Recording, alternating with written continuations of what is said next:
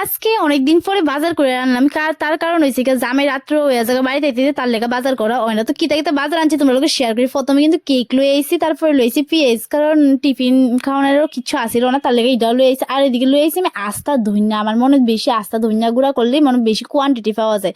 তারপরে লইছি আটা, আর তারপরে লইছি সাবান, তারপরে বোরলিং, অনেক কিছুই আসিল না। তারপরে তেলও শেষ হয়ে গেছিল গা, তার লেগে কিন্তু আমরা তেলও লইছি, আবার এদিকে চালও লইছি, চালও শেষের পথে, তার লেগে আর কি।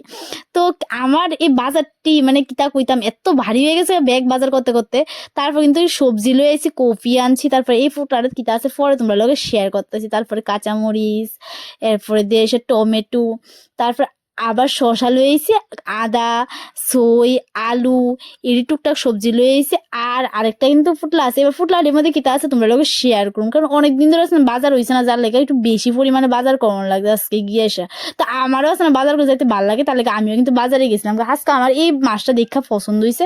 মাছটার নাম জানি ভুলে গেছি, কি মাছ, কার্পু না কি তা জানি, মনে হয় না, ঠিক মন নাই, আমি শিওরও না এটা কি মাছ। তারপরে কিন্তু আমার জামাই গেছিলাম যে মাংসর লগে পা আনতো, তো জামাই কিন্তু লয়ে আইছে।